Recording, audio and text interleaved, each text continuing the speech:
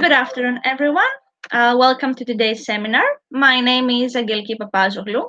I'm currently an intern at EL Translations during my internship as a translator. And today we're going to talk, during today's seminar, we're going to talk about one of the kinds of audiovisual translation, which is subtitling. I'm actually have graduated from the English department, English language and literature in Thessaloniki from Aristotle University in Thessaloniki. And I'm currently doing my master's degree in translation in France, in Montpellier, at Université Paul Valéry of Montpellier. During these years, I have worked as a subtitler, mostly as a subtitler. So today, I find that this is a great opportunity to teach you some of the things I have done and maybe, let's say, impart to the knowledge I have acquired and the love I have for this profession. So during the presentation, you don't need to write down anything. You don't need to take any notes because everything, I will send you my notes after we finish. So you can take time to enjoy, hopefully, the presentation, and there will be some time for some hands-on experience. So I will have some close-ended and open-ended questions for you, which are actually some instances of utterances, spoken utterances, which we will turn into subtitles, so that after the theory, you can actually work on what we have discussed. So I guess that everyone can hear and see me, so we can start.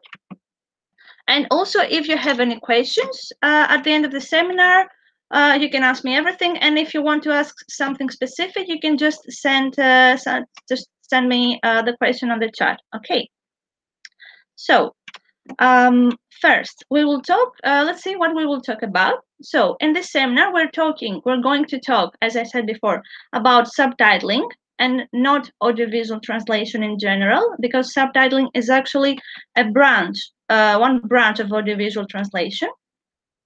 We're going to talk about some basic principles of interlingual subtitling, that is, subtitling from one language into the other one, into another one, not from English to Greek, for example. Okay, and we will see some basic subtitling norms and constraints.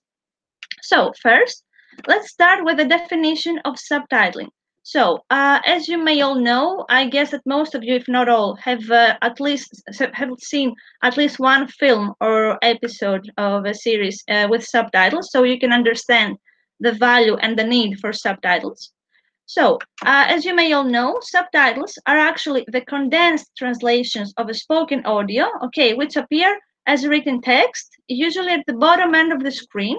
And this translation, this written representation actually may include some other visual elements, such as headlines that may appear on the screen, and also soundtracks, because in some cases we may translate the songs if they're plot related. Okay. So in order to transfer the meaning and create the ideal subtitle, the goal is to try to to transfer the condensed translation of the meaning, okay? And we can do that by reformulating the text and by omitting some lexical items. We will work on all that in great detail, but before we go there, I would like us to talk a bit more about the ideal profile of a subtitler in order to understand the differences from a translator of text within a subtitler. So, first of all, as all translators, a subtitler should have an excellent command of their mother tongue and the target language in order to understand both the denotative meaning, that is, let's say, the meaning that we see on a dictionary, the meaning that appears on a dictionary, and the denotative meaning. And the connotative meaning, which is actually the intended meaning, the meaning that each word has based on who says this word, and the different meaning in every culture, okay? Also, for this reason, as in subtitling in films and TV series, and especially in comedies, we mostly deal with cultural references, it is extremely important to have in-depth knowledge of the source language and culture. Because in some movies, such as in some comedies, there will be plenty of cultural references. So the subtitler is required to understand them, to understand the connotations, the cultural references, the intended meaning of the speaker, so as to be able to transfer this meaning into the target language. Because these cultural references may have a certain effect which should be kept in the translation. Because we shouldn't forget that subtitling is actually like an art. Well, translation in general is a kind of an art, one could say, but subtitling specifically is a part of the film industry, is a part of cinema, because it actually enables the viewers to appreciate the aesthetic product that is the film. Also, in order to do that, in order to create the best subtitles we can, one needs to have computer literacy. We cannot be illiterate, computer illiterate, because we cannot translate using, we cannot translate in black and white. We cannot write the translation actually in hand. We always need a software. We can't translate without a software, because the difference from the translation of a text is that here we need the timing as well. Okay, we need a template. Also, for this reason, in order to achieve that, a subtitler needs to have familiarity, to be familiar with basic TV and film technology, okay, in order to know about camera takes, about how many frames per second each video has, so that we can actually change the settings for the subtitles, okay, so that they appear on time. And of course, we need to be creative and have humor in order to be able to render the puns, to translate puns, wordplays, and humor. Because in some movies, in comedies, for example, you all have seen some comedy sitcoms with plenty of humorous expressions, plenty of puns. So you understand, as you understand, it is an integral part of the appreciation of the film. But however, here, if we were talking about a printed text, okay, if we had the translation of a book and we had a character who used to make a lot of puns, and this was his or her characteristic, okay, we could actually, in case we couldn't translate a pun, we could compensate by creating another pun and another point of the book. However, since in the video we actually hear what the viewers hear what the actors say, and in some cases, if they have some basic knowledge of the language, of the source language, they can understand the puns and the jokes maybe. So if we fail to translate them, they understand that there is a loss in meaning. And this is actually one of the reasons some people who know a language pretty well prefer to avoid using subtitles, because they feel that subtitles do not actually represent the actual meaning. They do not render humor and jokes. So in this case, we couldn't create an extra joke. Okay, we should actually try as much as possible to recreate the joke. Okay, however, this is not always feasible. Also, and the last idea, which is of extreme importance, is that the subtitler needs to have the ability to extract the most important information to render the condensed meaning. Because, as I will say later on, actually, this rule is the backbone of audiovisual translation, because we need to be able to discern when we should omit some linguistic elements, and what are the important parts that we should keep, so that we aid the viewer's comprehension and we actually allow them ample time to enjoy the visual elements of the film, so that we create the ideal subtitles. Okay. So before we move on to the rules and the techniques, let's talk a bit more about the differences from the translation of printed text. So as I said before, we need to condensate the meaning. Okay. So, and the reason for doing that is that we have some spatio-temporal constraints. So, first of all, we all know that a subtitle cannot cover the whole screen, okay, because it should not interfere with the visual elements. And for this reason, subtitles should take a small part of the screen, okay. We will talk about the place where they appear later on. So as they cannot actually cover the whole screen, there is a character limitation. So there is a limit to what we can say. So even if we have the best translation, we may need to change the whole phrase just for one character, because we cannot omit punctuation in order to keep this, the best translation. Okay, we should respect all rules. And also, since we understand that the subtitles appear at the beginning of the utterance and finish and disappear when the utterance finishes, so that we know who says what, there is a reading speed required. So the viewers cannot read everything. We cannot just have 20,000 words in 1 second, of course. So we should actually respect the reading speed rules. So we should allow ample time to the viewers to both read the subtitle and have some time to enjoy the actual movie, to be able to look at the picture as well, because that is actually the whole idea of films. Also, here we have another difference is that we have the use of two codes. So we don't have just the text as we do in a book, for example. Here we have image and sound, and these two are actually two important channels because they also convey some important information. First of all, in the image, we may have some signs which need to be translated.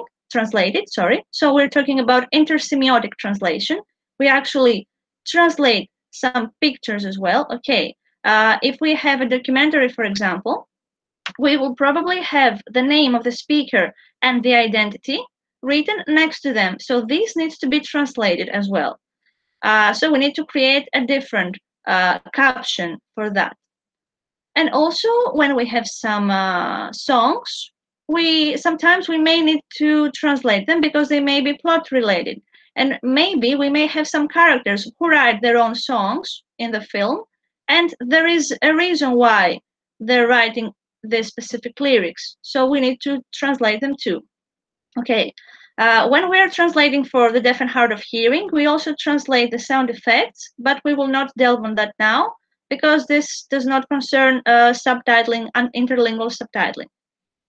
So, in order to condense the meaning, as I said before, because I mentioned before that we need the condensed meaning. Okay, we transfer the condensed meaning of the subtitle so that we allow time to the viewers to enjoy the film and actually understand the dialogue.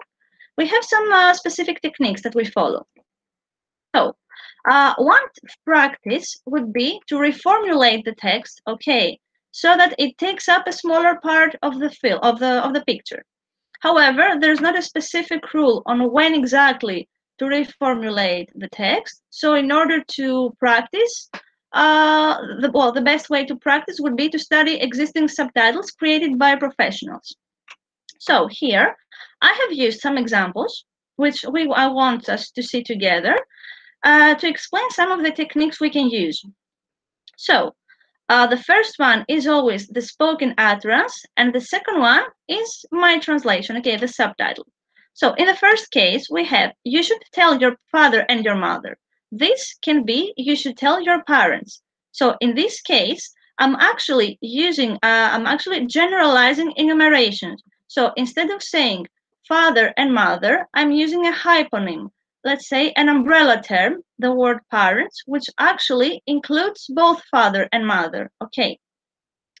However, parents can be of the same sex as well. So this depends, if, for example, in a movie, we know that two parents are of the same sex, we understand that the word parents refers to these. Okay, so if we know who the parents are, or if we don't care about who the parents are, okay, because I guess that we normally don't care about the gender of the parents, this can be a nice translation of it. Okay, so another instance, he's so much afraid.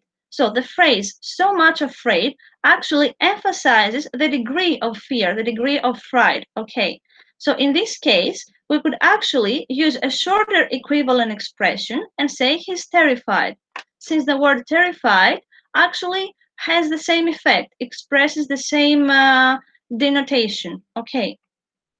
Also, another technique which is pretty much used in most cases is that we can actually change word classes. So in this example, I want things to be equal.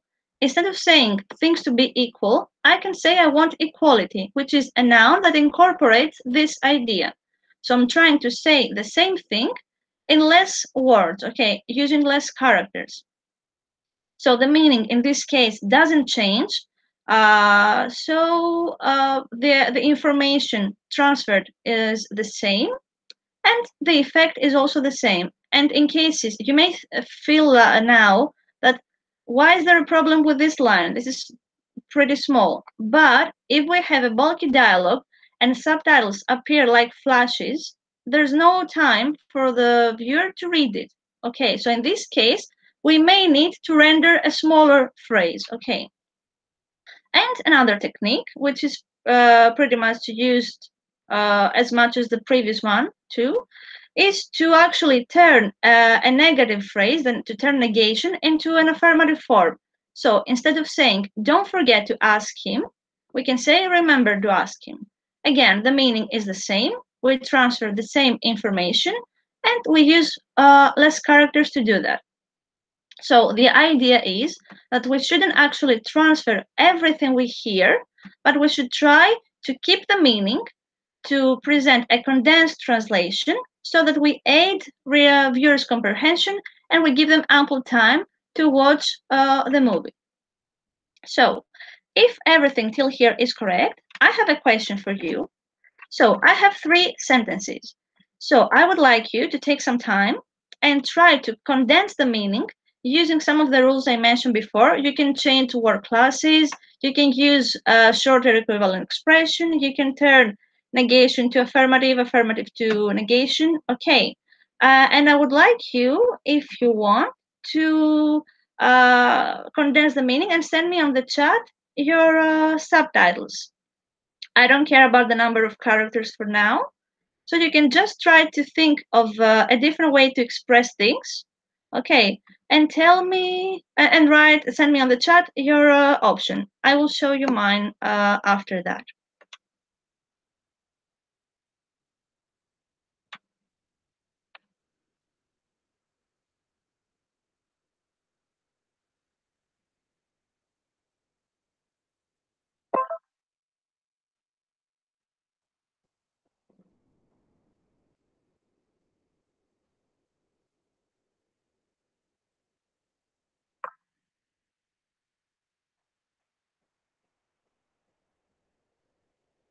And if you want, you don't need to do all of them. You can just send me one. It's okay. I have some examples for all of them, so we'll discuss them in more detail.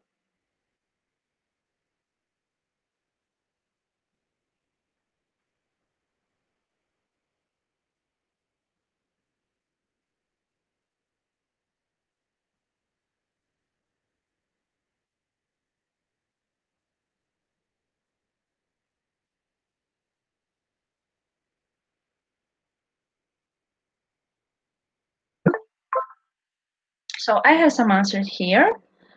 That's great. Perfect. That's amazing, actually. Your answers are great. Yes, you use some synonyms. Okay, I'm ravenous, I'm famished, I'm very hungry, I'm starving. Yes, that's actually my option too. Okay, exactly. Yeah, that's actually what I thought as well. Yeah, so for the first one, as you correctly said, I have many options for the first one. So some way we can say it is to say I'm starving, to use a synonym, a shorter equivalent expression like I'm starving, I'm famished, I'm ravenous. So for the second one, we can either say, give me my book. However, this could entail someone having the book, but it doesn't mean that it's not necessarily wrong. It depends on the case. Okay, it depends on what we actually see. We may see someone near a book, so the other person could say, give me my book. It's okay. My option would be fetch me my book, which is to go and get the book. And of course, another option I have here is to bring me my book, which means the same thing. So in this case, we're actually using a shorter equivalent expression to present the same meaning. And in the last one, we're using a negation, which is actually has less characters. So we can say, we can either say I promise, for I'm telling the truth, I promise. It depends on the case. Okay, it depends on what the dialogue is. However, I would choose something like I'm not lying in this case, so that we actually focus on the fact that this person wants to show that they're not that they're telling the truth. But it always depends on the dialogue. If, for example, we had I'm telling the truth, I promise, we could say, and we didn't have much space, we could just write I promise, or we could write I'm not lying. There's not a certain rule. It always depends on the dialogue. Okay, so that was great. I see you all got the points. So let's continue with something different. So this is a screenshot from a seminar on CAT tools by a project manager by Delia from EL Translations. So here we'll talk about subtitle formatting. So as you may all know, subtitles mostly appear centered at the lower end of the screen, okay, so as not to interfere with the image and not disturb the viewers. So the reason why they appear on this exact point is that they're not that close to the center, they're not that far from the center of the screen, because here is where the action usually takes place, and they're not on at the end of the screen here, so that the eye does not actually travel far in order to move from the center to the lower part of the screen to read the subtitle, because this would be disturbing. So we want our eyes to be focused on the center of the screen and just get a bit lower to read the subtitle, so that it's easier for the viewers. Okay, so we can either have a single line or a two-line subtitle, which should present the condensed meaning of the speaker's utterance. So we have both. We have two rules regarding subtitle formatting when we need to segment our utterances, because in this case, when we have a two-line subtitle, we need to segment the subtitle, which is a bit tricky. So one rule concerns geometry. So lines, ideally the two lines should be proportionally equal, as we are accustomed to reading a text in a rectangular format, okay, since the conventional printed format is a rectangular one. However, as this is not always feasible, we may have the lower line as longer than the first one. So our goal is to try to create subtitles in which the two lines are proportionally equal. If we cannot achieve that, then we try to have a smaller first line and a longer second line, because according to some researchers, when our eyes see a double line subtitle, they send a message to the brain that another line follows, so as we accelerate the reading process. So this actually helps the reader to have more time to read the subtitle. Okay. However, apart from this rule, there's also another rule concerning segmentation, and this has to do with syntax. So apart from the rule I just mentioned, in case we have a two-line subtitle, we should segment on the highest syntactic notes possible. So that is, that we actually segment. I don't know if you have any idea about syntactic trees. This has to do with how a sentence is segmented into syntactical parts. So we have, for example, here I have an example and a small analysis. So we may have the noun phrase, which is usually the subject. We may have an article and noun, or in this case, we may have names. And then we have the verb phrase, which is the verb and the object. So this is the first level of segmentation. This is the ideal segmentation. So in this example, the ideal subtitle, as the two lines cannot be proportionally equal, one rule regarding geometry is to have a small first line and a longer one and a longer second line, okay, as is the case here. So when it comes to syntax, in order to segment my utterance, the ideal segmentation would be to have the subject, that is the noun phrase, on the upper line, and the verb phrase, which is comprised of the verb and the noun phrase, the verb and the prepositional phrase, verb and verb phrase, whatever it is. So the verb and the object, that is agreed, which is the verb, and to buy new TV, which is the object, on the second line, on the lower line. Okay. However, if due to spatio-temporal constraints, we cannot do that. If, for example, the verb and the verb phrase, that is the verb and the object, are really big and there's no space for them to be on the second line, we can go to this example. So in this case, we go to the second level of segmentation, to the second syntactic node, which is subject and verb, and we segment here. So we segment the verb from the noun. Okay. So we have John and Mary agreed to buy a new TV and a new laptop. This whole phrase here is actually the object of the sentence. Okay, so ideally, I shouldn't segment that into two sentences. So I wouldn't say agreed to buy and then a new TV and a new laptop. Okay. However, if this is too big, or if this sentence was actually a different subtitle and we needed to segment it, this sentence here will be segmented here. I will explain why. So when we segment a sentence, we try to have ideally the subject on the upper line and the verb and the object on the lower line. If this is not possible, we have the subject and the verb on the upper line, and then the noun, the object, sorry, on the lower line.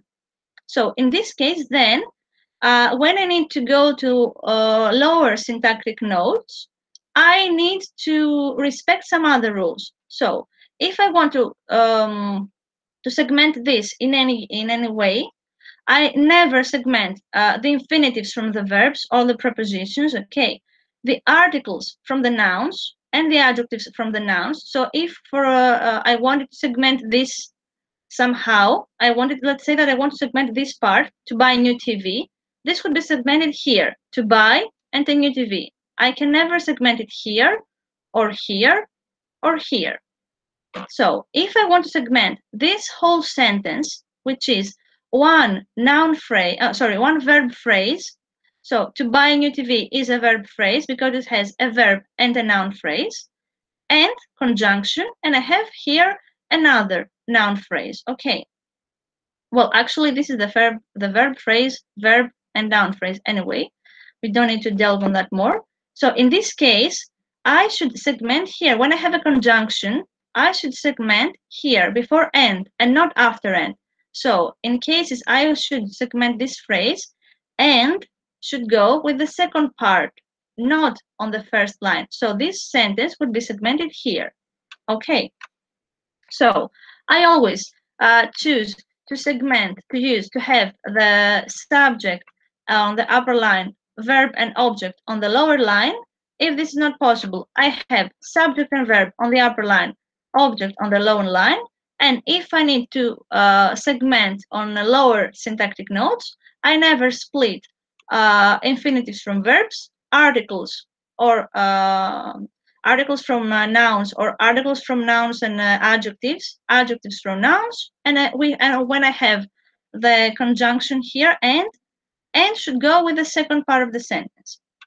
So as you can all understand, segmentation is actually a compromise between syntax and geometry, because we have two kinds of rules: geometry, the length of each line, and syntax. So if I cannot respect both rules and I have to sacrifice one over the other, I opt for sacrificing geometry. So ideally, my first priority is to segment them in a syntactically correct way, then to try to have two lines proportionally equal, and if this is not possible, then the second line should be longer than the first one. However, in some cases, you may have the first line may be longer than the second one if it's impossible to do it the other way around. This can happen too. However, this should be avoided. So, in order to practice on that a bit more, I have a question for you. So, in this case, I won't ask you to segment the sentences yourself, but I have 4 segmented sentences. So, this symbol here, I put this to denote segmentation. So, this is the first line, and this is the second line. So, I would like you to take some time to check these sentences and try to find which one of these is the correct one. And you can just write the number 1, 2, 3, or 4 on the chat. But before we do that, I want to focus a bit on another thing I didn't mention. So when I segment the sentence, if this wasn't segmented, here I would have a space. When I segment on Subtitle Edit, for example, using Enter, I put the cursor here, okay, and I press Enter. So I erase the space in between, okay. Let's say that here I press Enter. There shouldn't be a space after the or before train on the lower line, okay. So now you can take some time to check the sentences, and you can write on the chat which one of these you think is the correct one. And we'll discuss about this in more detail and explain why the others are wrong.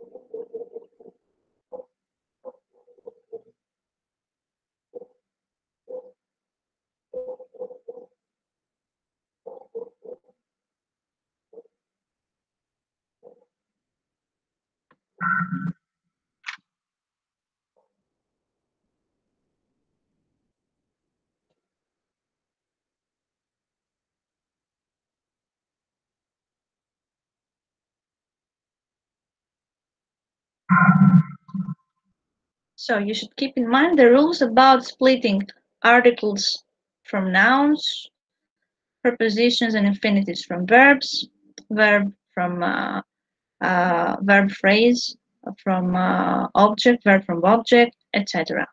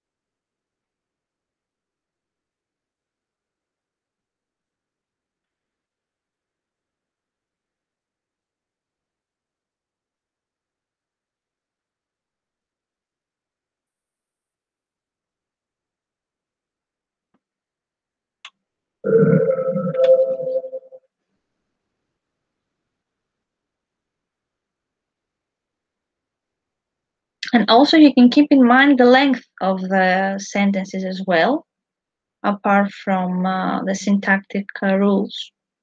Because in this example, this is the first one, this is the second one, this is the first one, this is the second one, okay, and etc.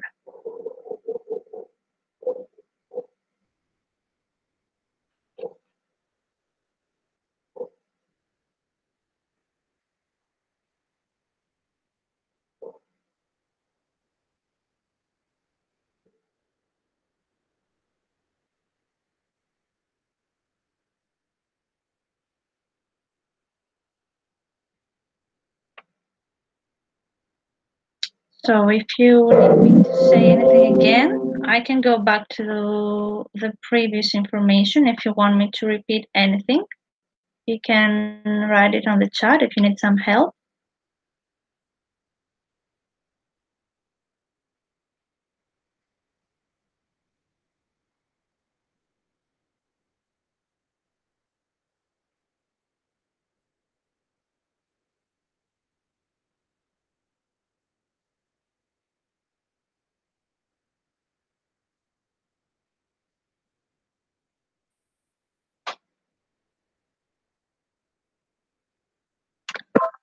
So as I said before, here we should actually keep in mind to have the subject on the first line and the verb and the object on the second one without segmenting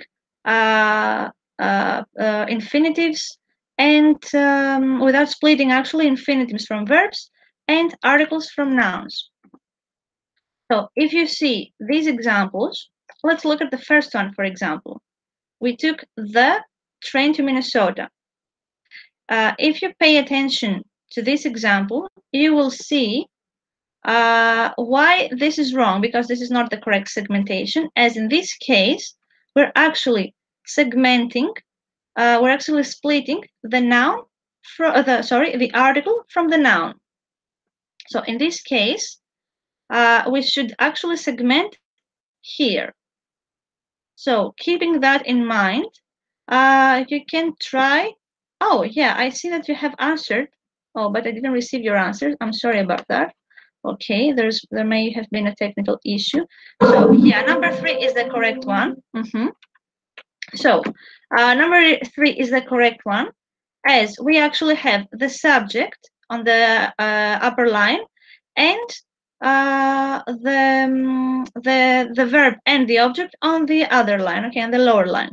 So in this case, for example, in number 2, actually about should be with his grades. Okay, so we would segment here where he keeps complaining about his grades. Okay, and in this case, as I said before, the end should be with the second part of the sentence. Okay, so we will segment here. So let's look at another constraint, another rule regarding condensation. So in order to actually transfer the condensed meaning, another rule apart from reformulating the sentences would be to omit linguistic items of the original that are not actually adding any information to the movie. Okay, so as I said, again, we shouldn't actually transfer everything we hear. Okay, even if this is spatiotemporally feasible, even if we have ample time and space to do that. Okay, we should actually transfer the gist, the most important information, so that the viewers actually enjoy the visual effects and appreciate the aesthetics of the movie.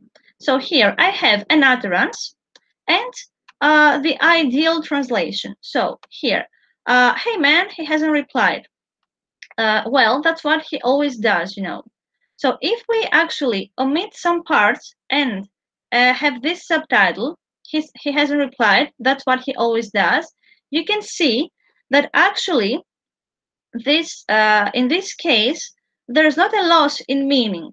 Okay, so we can understand that some parts, some linguistic items are redundant.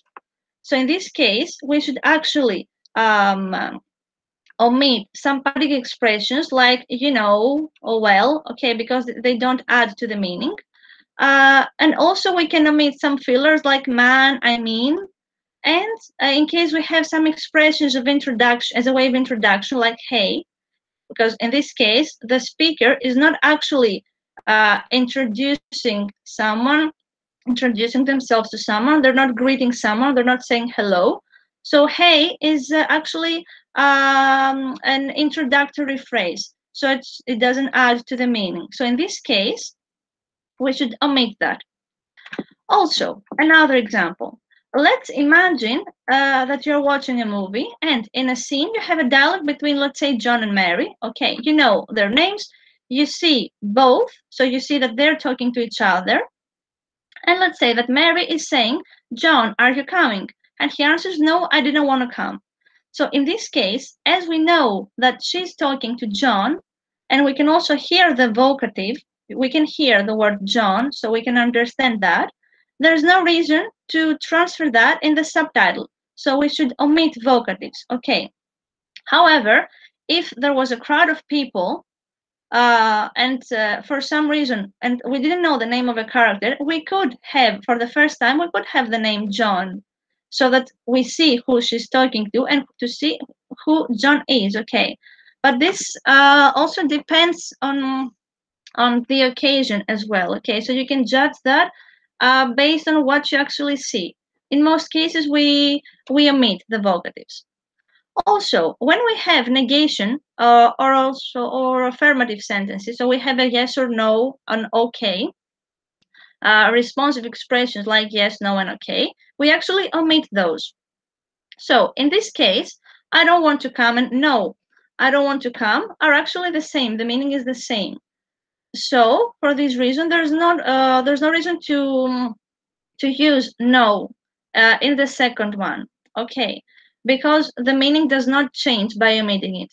And if, as you can see, if I omit no in this one, the two lines are more proportionally equal as they would be if I had no here, okay. And we can say that no acts like a repetition here because we get the negation from the phrase I don't want to, okay. So we also omit some repetitions too. So now let's talk about some more technical parts of subtitling. So another important element of utmost importance, I would say, is cueing, timing. So generally, a subtitle should appear at the beginning of the spoken utterance and disappear at the end of the utterance. However, so leading in time is actually when the subtitle starts. So the subtitles should appear a quarter of a second from the beginning of the utterance, not exactly when the utterance starts, because in this way, our ears, who actually listens to the spoken text, can send the message to the brain that a subtitle follows, so that our eyes have the time to move from the center of the screen to the lower part of the screen. Okay, this is why we actually use a quarter of a second from the beginning to the utterance. Okay, I will show you an example later on so that you actually see what I'm talking about. Regarding lagging out time, that is when the subtitle disappears, normally this should disappear, the subtitle should disappear when the utterance ends. However, if there's not enough space, there's not enough time for the viewers to read the subtitle, we can extend that for 1 or 2, mostly 1 second, okay, but they should not be left, the subtitle should not be left on the screen for more than 1 second, okay, after the end of the utterance. Because if we have a subtitle after the utterance has finished, then the readers who would have read it may reread it, okay? There's a chance that they will reread the subtitle, thinking that this is a new subtitle, and this would confuse them because we don't want their attention to be on the subtitles. We want them to focus on the movie. We want the subtitles to be subtle. That's why they're called subtitles. So we want the viewers not to pay attention to the written text. Okay, we want this just to help them understand the movie. So if we have some camera takes or cuts, the subtitles should respect the camera takes and cuts, okay, that signify a thematic change. So if we have a scene change, for example, the subtitle should end before a scene change, okay. If, let's say, at the end of a scene, we have a cut and the screen goes black, the subtitle shouldn't be extended after the cut, okay, it should finish before the cut. And another important part is that we should actually we should insert a gap of a quarter of a second between 2 consecutive subtitles so that we avoid the effect of subtitle overlay, which means having 2 subtitles, the one over the other. So if there's no such a gap, our eye will not be able to discern that a new subtitle appears. So we will think, it will look to us as if we still have the same subtitle. So in this case, we wouldn't reread it, so we would actually lose some part of the action because we wouldn't read the subtitle, as we wouldn't understand that it was a new subtitle. Okay. So I have an example because I think that this picture can explain everything I just said without mentioning everything. So as you can see here, this is here where we should place the subtitles, not here, okay, but here, just a bit after the utterance has started. However, if you're translating for Netflix, the rule is that the utterance should start here. The subtitle should appear here at the beginning of the utterance. And as you can see, the subtitle disappears here. So this is the length of the subtitle. It disappeared at about the end of the utterance. And the same goes here as well. So now, regarding duration, normally the duration of a single line subtitle should be approximately 3 to 3.5 seconds. Okay. However, in case we have bulky dialogues, this may not be feasible because we may have many speakers talking one after the other, and there's not enough time for all subtitles to last about 3 or 3.5 seconds. So, in this case, we should condense the meaning so that we respect the reading speed, okay, so that the viewers can read the whole phrase, the whole subtitle.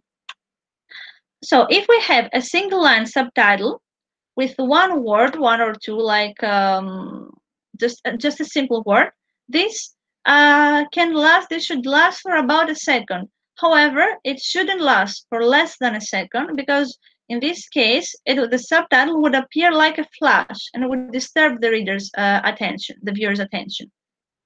And in case we have a two-line subtitle, this should last approximately 6 to 6.5 seconds, mostly 6, and not more than that, because in this case, the readers would have ample time to read it and actually reread it. We don't want them to reread the subtitles.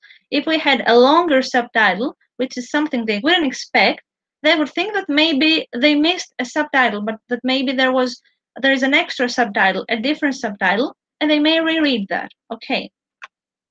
So another constraint has to do with character limitation. So the limitations regarding character numbers vary depending on the channel for which you're translating and the company. So these vary.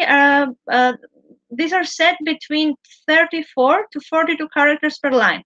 So depending on the company, you may have different rules. Okay, these are usually, well, these are always written in the style guide you get at the beginning. Okay, so and now, so as you can see here, this is actually a screenshot from Subtitle Edit. Here we see the number of the characters per line. So this is the number of the first line, the number of characters here, and this is the number of characters on the second line, on the lower line. However, you need to remember that this number actually includes spaces and punctuation. Okay, this is why we should be careful and not insert a space here, because if, let's say, my limit was 28 and I had a space after the full stop, here I would have 29, and the program would actually point this as a mistake. Okay. So apart from the number of characters, which we said is important because we don't want to have a whole text, a huge line starting from the one end of the screen to the other one, because we don't want the viewer's eye to go like that, to read like that. We have a specific number of characters centered at the lower bottom of the screen. And another limitation, apart from the number of characters, has to do with reading speed. What I mentioned before, reading speed is actually the number of characters per second. So this can vary from 17, which is the reading speed for Netflix, to 20 or 22, depending on the channel and the company. So this means that for a 1-second subtitle, the utterance should should not surpass the number of 17 to 22 characters respectively. Okay, so even if I have enough space to write 42 characters for Netflix, for example, if the subtitle lasts for 1 second, I cannot have 2 lines with 42 characters. I should have 17 characters, okay, because this means that the reader needs this amount of time to read the sentence. They cannot, they wouldn't be able to read 2 sentences of 44 characters each in 1 second, okay. However, we need to remember that if we're translating for children, these numbers change, okay. These are the limitations regarding adults. If you're translating for children, then the reading speed should be lower. For Netflix, for example, it's around 13. For some other companies, it always depends on who you're translating for. So, now that we have seen most of the basic parts, let's talk about some other elements, such as italics. So, as is the case in printed texts, we use italics in order to actually show well, in printed text, we actually use italics to emphasize words for for titles of movies, titles of books, etc. The rules are not the same for subtitles. So when we're translating subtitles, we actually use italics to indicate an off-screen dialogue, to indicate narration. If we hear the narration and we see this, whether we see or not the person who is narrating, if we don't see them talking, and this is narration, so that we don't see their lips moving, but we hear the utterance, this is narration, so this should be in italics. If I keep foreign words and phrases, for example, a French word in an English film, if I keep that because it actually bears some specific connotations, or it's actually a term that cannot be translated, this foreign word should be italicized too. Also, in case I have speech coming from an electronic medium, such as a phone or TV, this part of this utterance should be in italics too. For example, let's say that I have a film, and in this film, I actually have, in one scene, we see a character A, who is talking on the phone with character B. We don't see character B, we just hear their voice from the phone. When we don't see character B, their utterances should be in italics because we want to indicate that this is the sound that is coming from an electronic medium. If the scene changes and the dialogue continues and we see character B in their room and we hear character A from the phone, then character A would be in italics and character B, as we see them on the screen, wouldn't be in italics. Okay, the utterance wouldn't be in italics. Also, when I have a person contemplating or thinking, when I hear someone's thoughts, they're not talking, but I hear them thinking, in this case, the text is in italics too.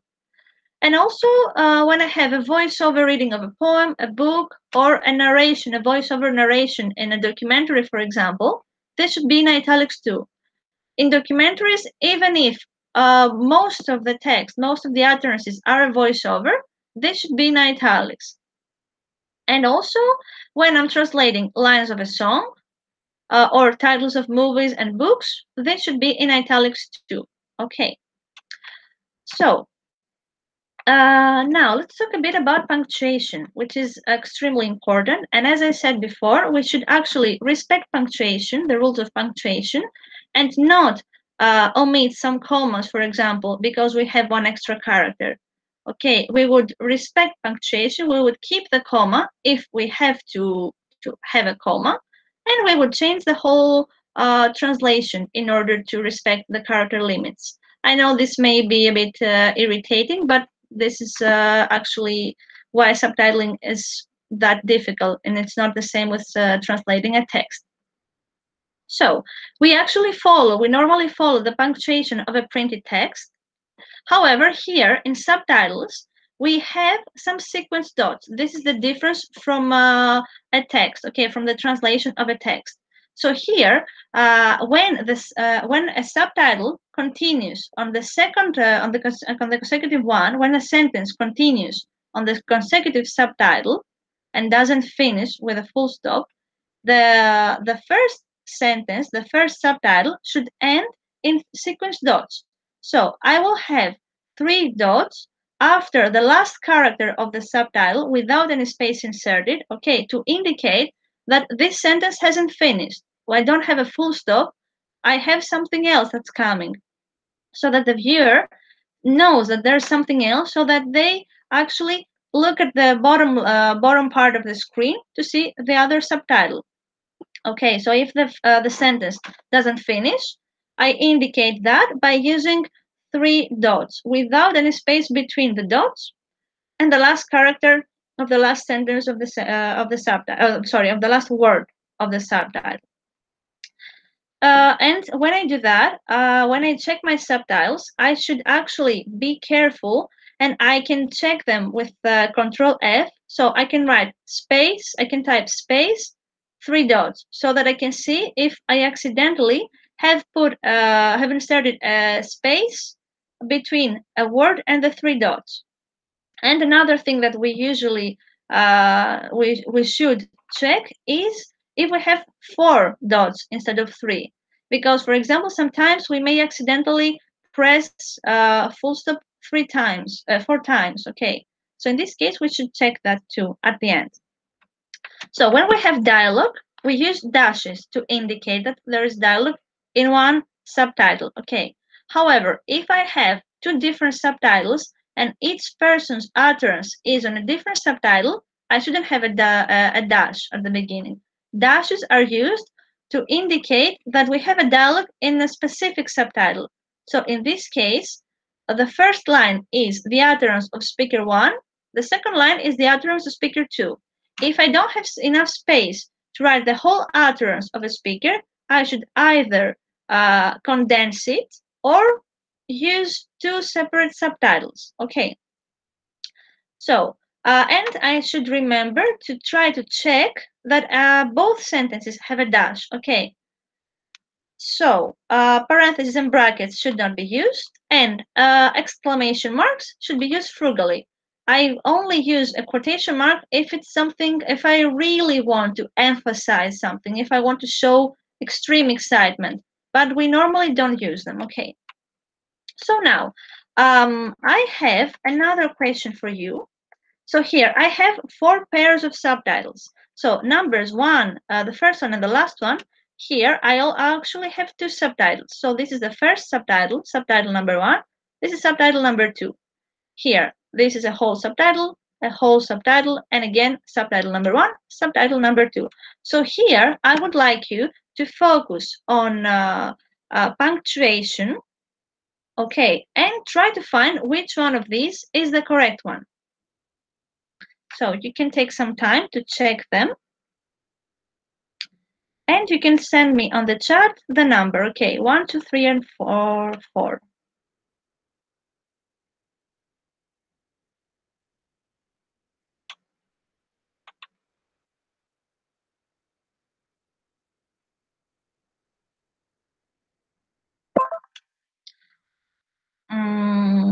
Okay, I have an answer, but it's not the correct one.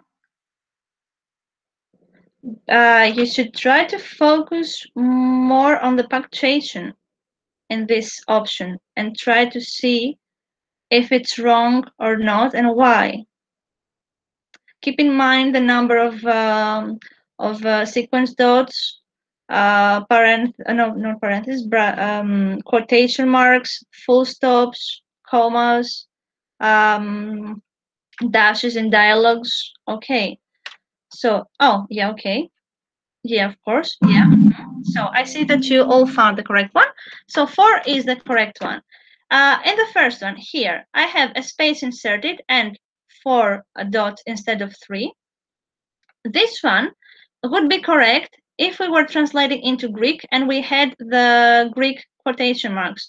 You have to remember, if you're translating into Greek, you should always use the Greek quotation marks.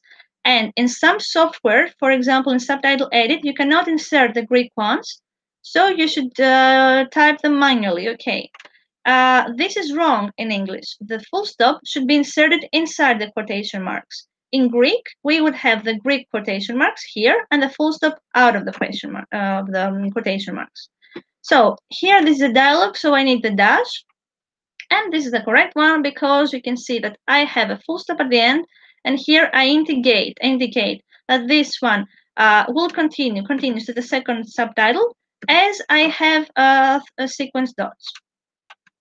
So something last, which is important too, is numbers.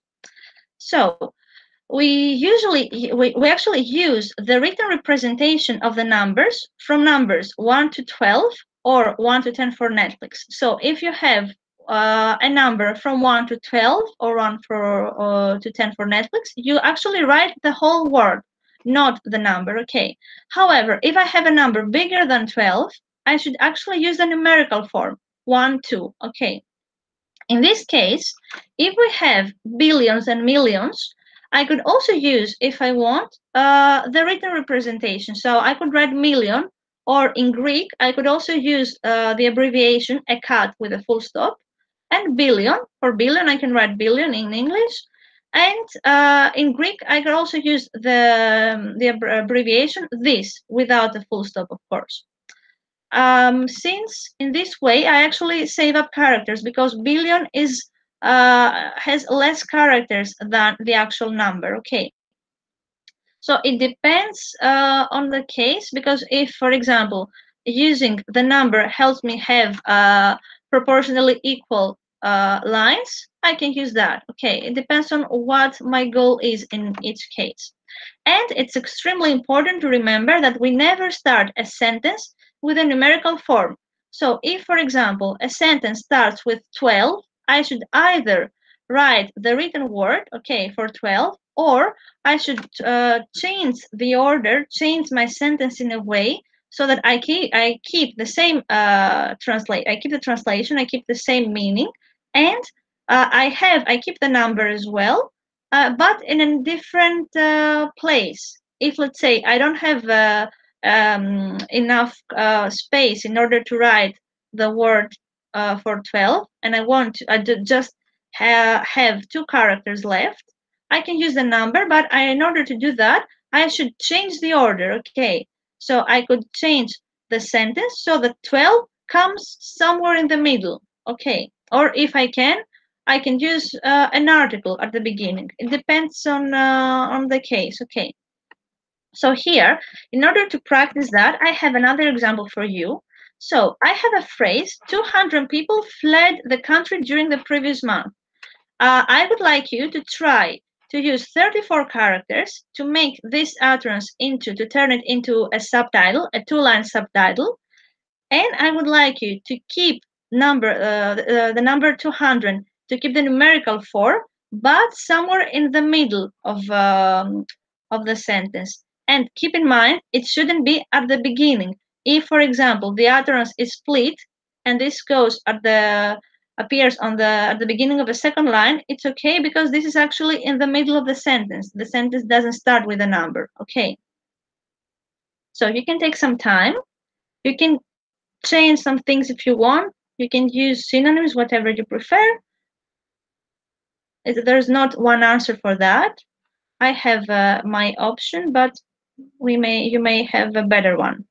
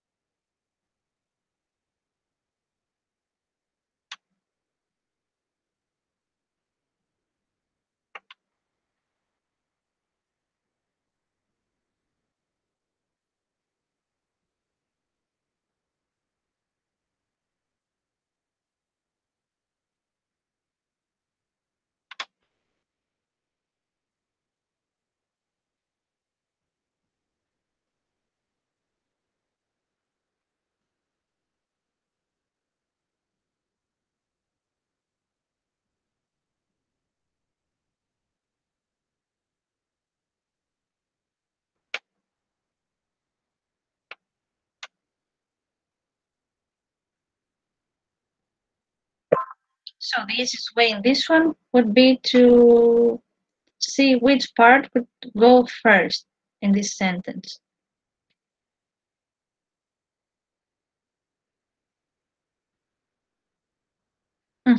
Yes, great. I have some answers which are correct. Perfect. Great. And I see that you're actually using some synonyms too. Great. So during last month, 200 people fled the country. Last month, 200 people emigrated. That's amazing. Yes. Last month, 200 people fled the country. Last month, 200. Yes, that's the same. The previous month, there were 200 refugees. This one is correct as well, but it depends on who is saying it. If we are actually in a country where people left from here, yes, this would be, for example, a really good option. Well, I prefer some of yours more than mine, to be honest. Mine was this one. During the last month, 200 people fled the country. So in this way, I actually keep the syntax. I respect the syntax, and the second line is longer than the first one. If I had here, and apart from instead of last, if I had previous, it would be proportionally as equal as the second one. However, I prefer that in case to show you another way to change it if you have reading speed restrictions. So I'm happy. I see that you all understood everything. Your participation was really amazing. So this is actually the end of our seminar. I hope you had you learned a lot. I hope it was a really instructive seminar. Thank you very much for attending, and thank you for your amazing answers, especially in the last one. You gave me some ideas I hadn't thought of. Thank you for that.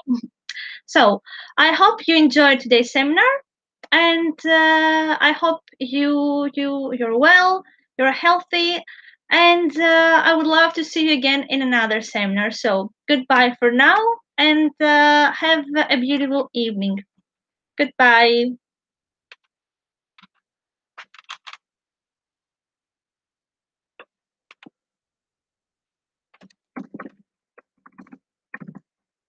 You're welcome. Thank you very much. Great. Thank you very much. Have a nice evening.